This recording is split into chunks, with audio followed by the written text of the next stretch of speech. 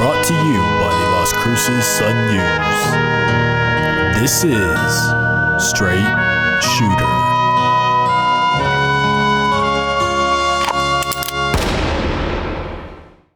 What is going on, everybody? This is Justin Martinez, aka Jay the Sports Dude. And if you're listening right now, let me just say thank you for tuning in to Straight Shooter, the podcast where I shoot from the hip and give you everything that you need to know about the New Mexico State men's basketball team. Now, this is the second episode of our season-long journey. So if you're a returning listener, then welcome back. I missed you. And if you're new to the program, well, then welcome to the family. Where have you been all my life? We have a lot scheduled for this episode, guys. So we're going to jump right into it. I'm coming to you from a place that I like to call the Saloon. So Barkeep, what do we have on tap for today?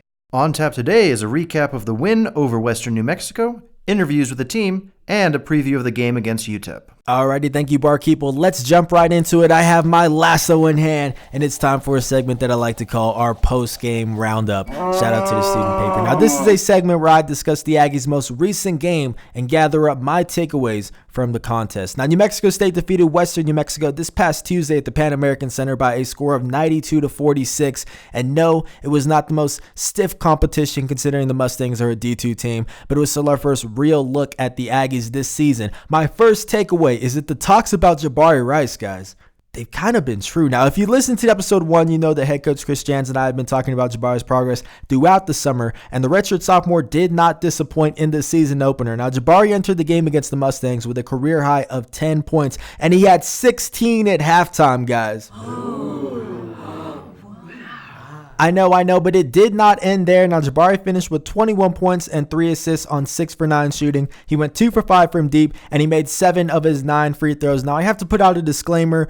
All of these stats that I'll be telling you throughout this segment, you kind of have to take them with a grain of salt because they were against a Division II team. No disrespect to Western New Mexico, but still, even with all of that considered, he just looked like someone that is going to have a consistent role off this Aggies bench. He looked aggressive and he looked explosive, guys. And what I like the most is that when I talked to him after the game, the first thing that he told me was that he is not satisfied. He just wants to continue to get better, and that's exactly what you want to hear out of one of the youngest players on the team. So big ups to you, Jabari. We'll see what he does in the game against UTEP, but I'm getting too far ahead of myself. I still have 2 more takeaways to give you guys, and my second one is that William McNair can provide some much needed big man depth for the Aggies. Now, the prominent big men on the team are Ivan Aragoachea. I hope I said that right. That's the first time I've actually said that out loud on the beat so far. But also there is Johnny McCants and CJ Bobbitt. But Yvonne is the only guy of the 3 that is over 6'7". And even then, he's only 6'8". So they don't really have a traditional big man, a traditional center. And for a team that's relatively small, you need those board machines.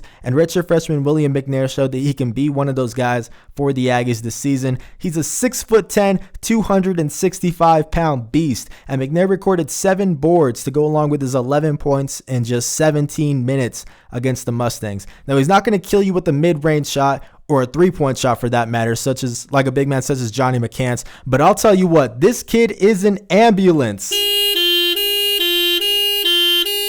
That's right. Now, I know what you're thinking. Justin, what does that mean? I'll tell you what it means, guys. When you see him coming, you get out of the way. This guy will put you on a poster with a monstrous dunk, and you'll even send a shot back, which he did by chasing down a player on a fast break against the Mustangs and getting the rejection. Now, how much the Aggies will use McNair once they're healthy, it remains to be seen. But as a redshirt freshman, guys, his career is just getting started, and that game against Western New Mexico is a pretty good way of starting it. Now, our final takeaway number 3 is that Trevelyan Queen is a lot more than just a scorer. Now, we all know the senior is a bucket getter. That is no secret, especially after the stellar postseason that he had last year. But I was really impressed by Queens' vision in the game against Western New Mexico. He scored 14 points on 5 for 8 shooting, which you kind of come to expect with the expanded role he's going to have this year. But he also posted a team high 4 assists, which is something I think would be huge moving forward if he can keep it up. Because you got to remember, AJ Harris is the team's main facilitator, and with him out, replacing his numbers is going to be a group effort. Sean Buchanan figures to be one of those guys to help rack up the assists, but the more that Queen can keep that ball moving and create for his teammates in addition to scoring for himself, then the more lethal this team will be. And that actually carries us perfectly into segment number 2, where I talk with some of these players, because I got to talk to Trev just recently, and here's what he had to say about the Western New Mexico game, about how much he's rounded out his personal game, and more, guys. Barkeep, change the channel real quick. So first of all, congratulations on the win against Western New Mexico. Appreciate that. So what are your takeaways from that game? I feel like that game, everybody knew the outcome was going to be going into it, but we took that game as a learning process, try to get better as a team and as a unit instead of playing down to our enemies. So I feel like that was a good eye-opener for us of what we can do as a team. Yeah, definitely. So, putting up 90-plus points against anybody is something to be happy about. Just what does it say about the depth that even when you guys aren't necessarily at your full strength, you're still able to score the way you did? it's just that everybody believes in themselves. When they got the time, they come in, and they do what they got to do their job, do their role. They don't try to overdo it. They just play hard and play within the system, and I feel like that just brings more energy, more team. I feel like we can do better if everybody just plays their role and as one. Yeah, definitely. Stat that really stood out to me when I was looking at your stat lines, you had 4 assists in the game. So how much did you really try to become someone that can create for others as well? I just try to do what I can inside the play. If there's an open shot for me or just get my teammate involved when they're open, I just feel like I find an open man, give it to him. Don't try to make it harder than it is. Yeah, definitely. You guys have an upcoming game against UTEP. I'm sure by now you've already looked at the team, film, stuff like that. Just what are you expecting out of them? Just a hard-fought game, both ways, that we both just give our all, and then it's not going to be easy go in and win. We know we just got to bring it all. I know a team that's tired of losing to us is going to bring everything they got every year, so we know we got to have the right mindset going in there. Yeah. Can you talk about just where the group is at right now as you guys are getting ready for that game? Oh, we good right now. It's just that we got a little bumps and bruises. That's just a little adversity that we got to face. That's nothing to us, though. We're used to that. I mean, I feel like that should give us, everybody else, more of an inch to grow individually and collective as a team. Alrighty, guys. So that was Trevelin Queen talking about a lot of things, really, about the Western New Mexico game, about the progress he's made individually, and also a little snippet about the UTEP game that is coming up, because I want to talk about it, guys. Trust me, I do. And it is coming in segment number 3. But before that happens, I do want to play another interview that I had with a pair of New Mexico State teammates, because to me, this was my favorite storyline out of the game against Western New Mexico. It was the duo of Tennessee Owens and Bryce Rewalt. Now, both of these guys had not gotten onto the court during an actual Aggies game. Tennessee is a redshirt sophomore, and then Bryce actually just got added to the roster right before the game because he is a team manager. But hey, because of all those injuries, the Aggies say, if you can spray, you can play, and that guy can spray the basketball from deep. Both of them really lit it up when they were teammates at Centennial High School. So 2 Las Cruces natives, they were part of the 2015 state championship team for the Hawks, and they got to get on the court together for about 6.5 minutes, the last 6.5 minutes of the game. Tennessee finished with 7 points, and then Bryce almost had one of his shots from 3 fall. I was really rooting for it, but it rimmed out, but he still got on the stat sheet with 1 rebound. Either way, just a really cool story for both of these guys to reunite on the court for their hometown school. So Barkeep, change the channel real quick, just one more time, please. Do me a favor. Yeah, I was going to say, playing for the hometown team, nothing like it, right? It's a lot of fun. It's people were telling me, Bryce and I, and when we got in the game, it was unreal. You kind of black out as an out-of-body experience because I hadn't played an official game in 32 months. And people were telling me, like, you haven't played since high school. I was like, oh, I know. I'm ready for it. And, the crowd went crazy when I hit that 3, and I couldn't feel it, but then I watched it on film, and it was like it erupted. So it was a lot of fun. Yeah. It was a moment I'll never get, especially the fact that I got to play with, my best friend. It was like the magnitude of the entire moment and experience was upped. It was a lot of fun. Yeah. When did you find out that you were suiting up? About 3 hours before. Seriously? I was waiting on my sickle cell results to come in, and then they came back and they said, "Here's your jersey. What number were you in high school?" I told them. They gave me the same number. So nice. It's waiting crazy. for you. He was like, he started off as a manager, just like total just normal manager, and then it got leaked to the staff that he could actually hoop, and I was like, no, he could play. And then because of our injury situation, we're like, let's bring him on as a practice player, just to help with body, so the guys that play heavy minutes can get a little bit more rest. And then they're like, okay, well, in his first practice he hit like 6'3", so we're like, really? He did this to himself. So was that like in the summer? No, it was just like on Thursday. Oh, yeah, okay. So like last week. This all happened within the idea of putting him on the roster happened a week ago today. Oh, okay. So and then he hit like 6 threes in his first practice. We're like, all right, we're gonna start the process of putting him on the roster, and then we didn't know if it was gonna happen for Tuesday. And obviously, because of our opponent, we had a pretty good feeling that we would both play, especially Bryce. And like you said, it happened around 3 o'clock that everything got through, and it was just kind of gone from there. Yeah. What's that moment like when you get to check into the game? It was insane because, growing up here, big-time Aggie fan, I'm sure I could go back and dig through pictures. My dad bringing me here when I was like a year old. So, I've been coming here for 21 years to watch games, and finally check in it's a surreal experience. And never would have expected it. But I'm grateful for the opportunity, and it's been a lot of fun so far. Yeah. So we're rooting for that shot to fall down. I know, man. It's sat on the top of the rim, huh? Yeah, you got it. Let's go through your mind as you're letting know. Did it feel good off your head? Or it felt great, and I remember getting it. I forgot who set the screen. I think it was Will. But it looked good, and I started to jog back. But when I saw it pop out, I just kind of laughed because it wasn't meant to be, I guess. Yeah, we'll get another shot. Yeah. There's going to be plenty of other chances for it.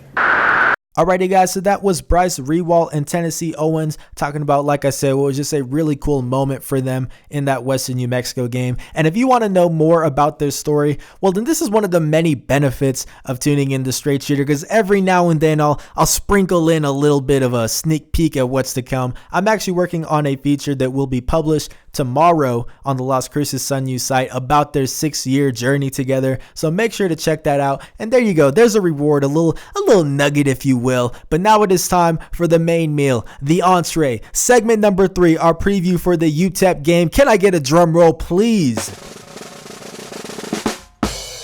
Alrighty, guys, now it is time for one of the most anticipated games on the schedule every single season for New Mexico State. That is right, the Aggies are traveling to El Paso this Tuesday for a showdown against their rivals, the UTEP Miners. Tip-off is scheduled for 7 p.m., so let's get into the preview. Now, as we all know by now, the Aggies are not at full strength. A.J. Harris and Clayton Henry will be out for this game, but another possible absentee for the upcoming rivalry match might be senior guard Terrell Brown. Now, he led the team in scoring last season as their starting shooting guard, and he did suit up and participated in warm-ups before the game against Western New Mexico, but the team opted to rest him the entire night due to a strained hip flexor / groin that he's been dealing with for the past week or so, according to head coach Chris Jans. Now, Jans did say in the post-game presser that Brown could have played at quote-unquote half speed on Tuesday against the Mustangs if the Aggies needed him, but that obviously wasn't necessary because they jumped out to a 16-0 lead and then just ran away with it from there. But anyways, as of Thursday evening, as I am recording this, Brown is still questionable for the UTEP game,